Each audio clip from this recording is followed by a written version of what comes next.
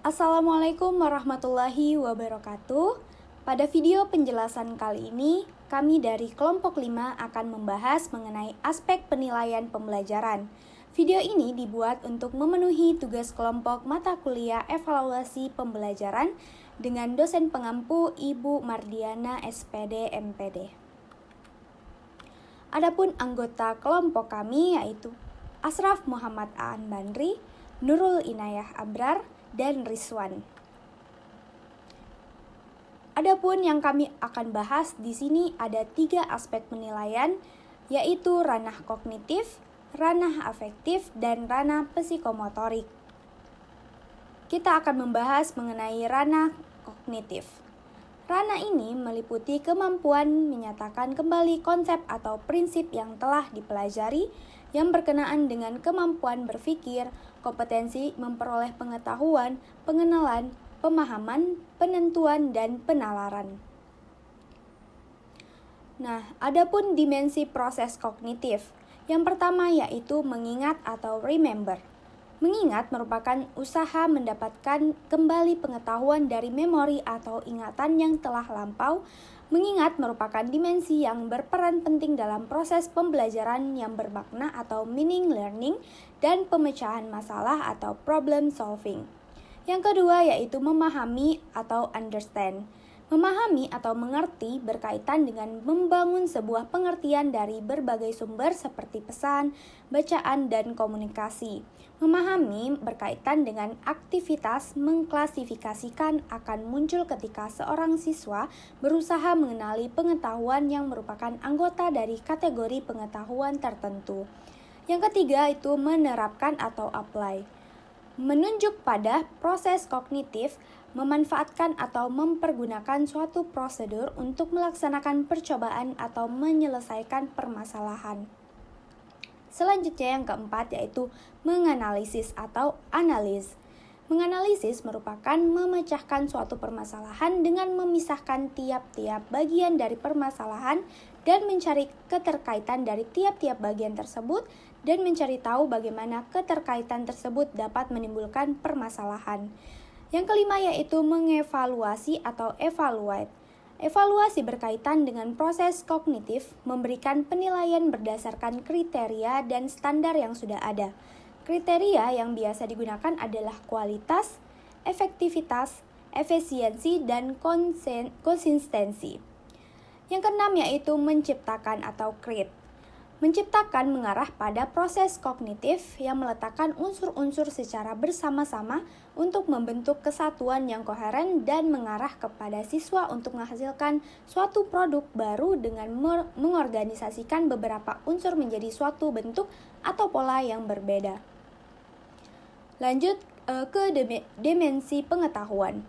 Nah, terdapat 4 kategori dalam dimensi pengetahuan, yaitu pertama adalah pengetahuan faktual atau factual knowledge. Adalah pengetahuan dasar yang harus diketahui peserta didik sehingga mampu mengetahui dan memecahkan suatu masalah. Yang kedua, pengetahuan konseptual. Pengetahuan ini adalah pengetahuan dasar yang saling berhubungan dan dengan struktur yang lebih besar sehingga dapat digunakan secara bersama-sama dan mencangkup pengetahuan tentang kategori. Ketiga, pengetahuan prosedural adalah pengetahuan mengenai bagaimana untuk melakukan sesuatu, metode untuk mencari sesuatu yang mengutamakan kemampuan. Yang terakhir yaitu pengetahuan metakognisi, yaitu pengetahuan yang melibatkan pengetahuan kognitif secara umum. Ranah afektif. Menurut Anita E. Wolfhold, ranah afektif adalah the affective domain is emotional objective. Yang mana ranah afektif merupakan tujuan-tujuan yang berkenaan dengan kondisi emosi seseorang.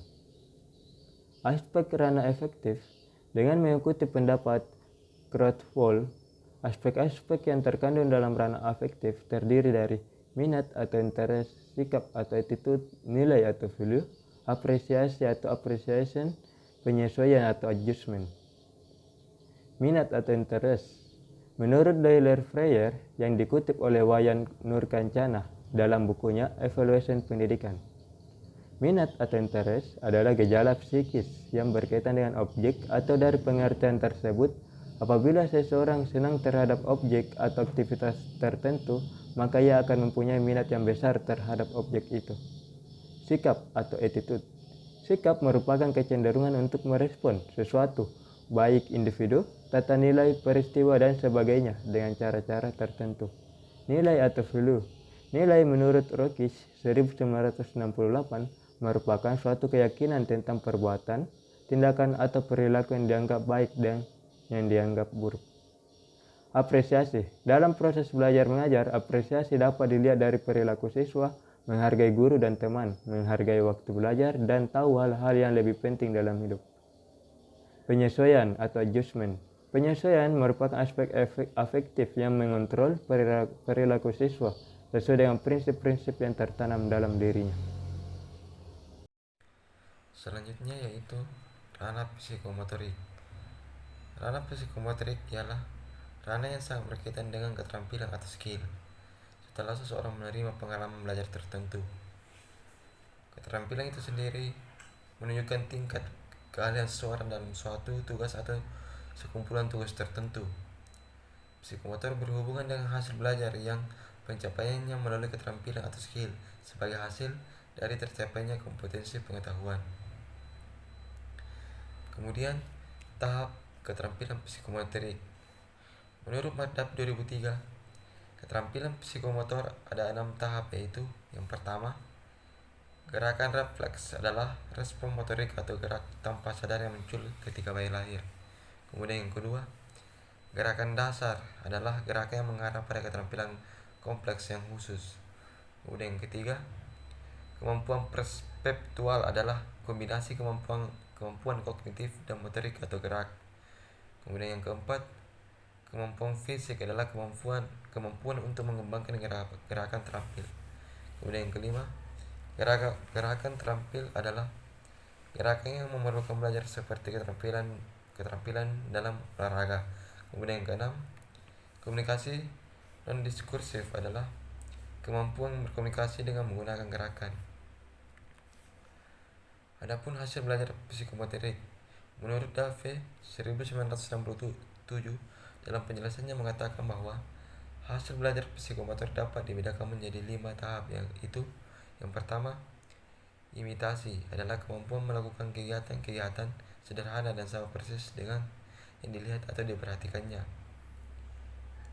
Kemudian yang kedua, manipulasi.